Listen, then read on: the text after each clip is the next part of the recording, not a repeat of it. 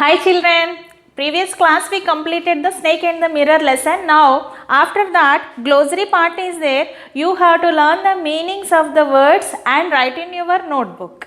Next, answer the following questions are there. Anyway you heard the lesson, read the lesson once again and answer the questions from page number 8. And vocabulary part is there from page number 8. Underline words also given. You have to take the correct answer from the given choices. Some of the words given which are related to the sound. With the help of dictionary, write the meanings of those words in your notebook. Next, from page number 10, links are given. So, as we know from the parts of the speech, conjunctions. Conjunctions are the joining words. So, they are the joining words to join the words, group of words or sentences. So, these are called the conjunctions. We have different types of conjunctions in English grammar. So, we can classify into coordinating conjunctions, correlative conjunctions and subordinating conjunctions. Coordinating conjunctions are classified into based on their functions. They are the conjunctions of addition, conjunctions of contrast, conjunctions of choice and conjunctions of logical deduction. What are the conjunctions of addition? So, conjunctions of addition, they always add the words or group of words or sentences. For example, and. So, we can and conjunction is used to join the two or more things, ideas or elements of the similar type. For example, I like ice cream and the second sentence is I like sweets. In these two sentences, we have a similar type of words so that we can join the words as I like ice creams and sweets. And the second example is conjunctions of contrast. These type of conjunctions are used to join the contrast ideas. For example, but, still, yet, these are the examples of the conjunctions of contrast. Third one is conjunctions of choice. So, these conjunctions, they join the two ideas, they join the ideas which denotes the choice. For example, otherwise, such. Fourth one is conjunctions of logical deduction. These type of conjunctions joins the ideas or arguments with a logical connection. For example, for, so, therefore, these are the examples of conjunctions of logical deduction. The second one is correlative conjunctions. What are the correlative conjunctions? These conjunctions represents the correlation between the elements. So, they always appear in pairs or groups. We can also call as a complex conjunctions. In this correlative conjunctions, again two types are there, conjunctions of additions and conjunctions of choice. In these conjunctions of addition, the examples are both and as well as. I already told you they always appear in a groups or pair of words. Here in the choice, conjunction of choice, the examples are either or and neither nor. These are the examples of conjunctions of choice in correlative conjunctions. The third one is subordinating conjunctions. The subordinating conjunctions always joins the dependent and subordinating clause to an independent clause. So, if, that, when, unless, though. So, these are the types of conjunctions. I hope you understand this topic. From page number 10, you have one exercise. So, hint box also given here. From using this hint box, fill the blanks, read, understand the topic and fill the blanks.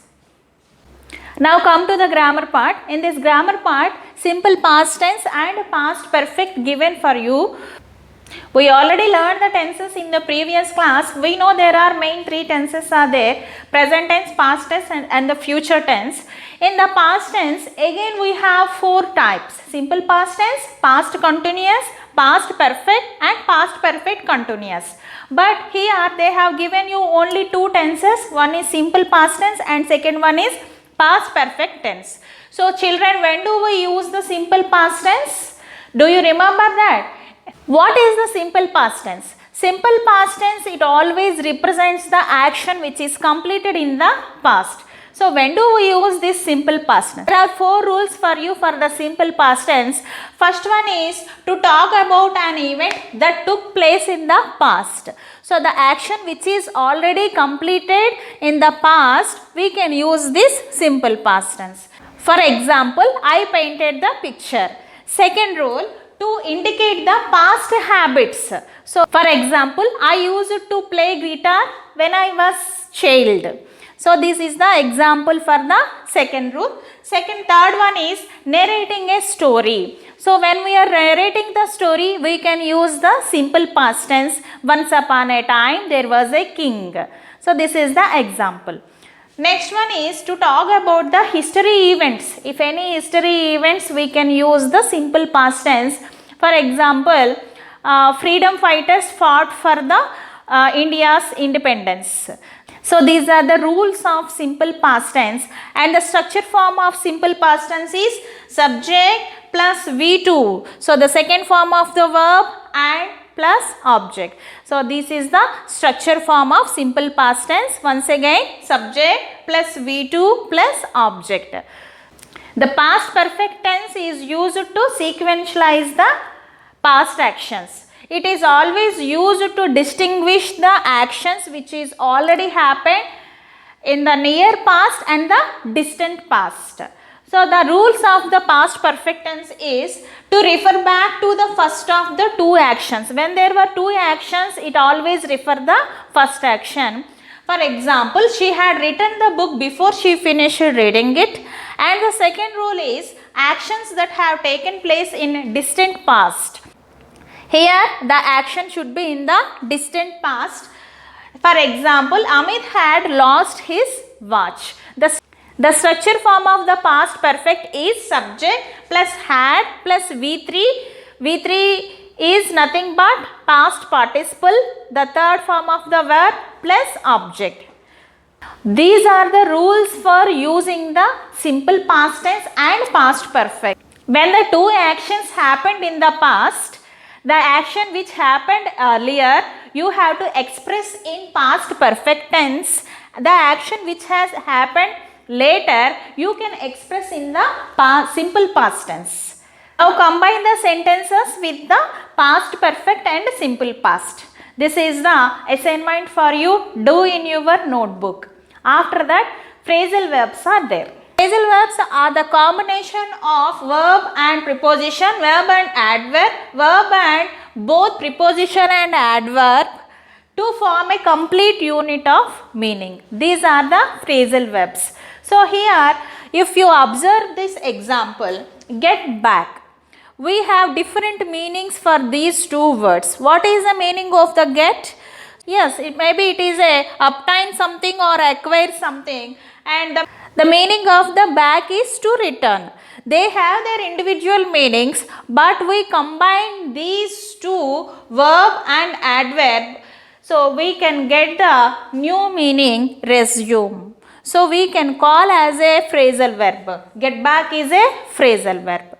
The second example, carry on. Carry is a verb, it has an individual meaning, and on is a preposition, it has an individual meaning. But we combine these two, verb and preposition, we can get a new meaning. The meaning is continue. So these are the phrasal verbs. We have so many phrasal verbs in English grammar. Here some of the phrasal verbs and their meanings also given from page number 11. Read all the phrasal verbs and their meanings. You have to complete the blanks with appropriate phrasal verbs. Children, One more assignment for you. By using dictionary, collect some more phrasal verbs, write in your notebook and write their meanings also. There is a poster from page number 13. The Kandukuru Laughing Club, Kandukuru Prakasham district announces the Rajubabu Prize for the best write-up on the role of comedy in human life. There is a poster. Observe this poster, children. There is a picture also in this poster. What is a poster? A poster is a formal public declaration or statement about a fact or occurrence. Posters mostly appears in the newspapers or in the public places. Now we will learn how to make a poster. There are some rules for making a poster. What is the structure of the poster? The structure of the poster is, first one is stating purpose. What event will be held? Second one is stating day, date and time. You should mention the date, day and time also. Stating place where that event will be held, and the last one is informing sender, the person who will be contacted. This is the structure of the poster. And when we are making the poster, some rules also there. How to make a poster? The background should be very in light color. Layout is very important for the poster. The first rule is use the simple language. Your language should be very clear so that others can understand. Second one is unique feature to attract. You have to use the unique feature so that others can attract the poster. Third one is important information should be read from 10 feet. Whatever important information is there, it should be highlighted and it should be read from the about 10 feet. Title should be short and attractive and it should not be more than 2 lines. Word count about 300 to 800 words. In total poster, we have to use only 300 to 800 words. We should not use more words in the poster because it should be attracted by the others. We can use bullets, numbering, graphics, colors and fonts so that it will be very colorful. Present your message in a clear and logical way. We have to present our message in a clear and logical way. A poster is a combination of language and the pictures. So we can add the picture in the poster also. Why do we add the pictures? Pictures always strengthens the theme. Children, remember one thing, clarity and conciseness is very important in the poster and pay more attention on the layout. Children, using this information you have to design a poster. Here information is already given in the box, highlights and information given from page number 14. You have to put this information in a proper sequence. Theme, the theme is humor, occasion, the laughter day, category, stories, songs, poems, essays and articles and cartoons. What is the award? Yes, best comic writer award. Prize amount is 10,000 rupees and contact number given. Deadline is nothing but the last date of the competition, 9th August, issued by ABC Laughing Club, Mummidivaram, East Godavari district. The target audience, writers, journalists, poets, essayists, cartoonists and lyricists. This is the assignment for you. Design a colorful poster in your notebook by using this information from your textbook. Thank you, children.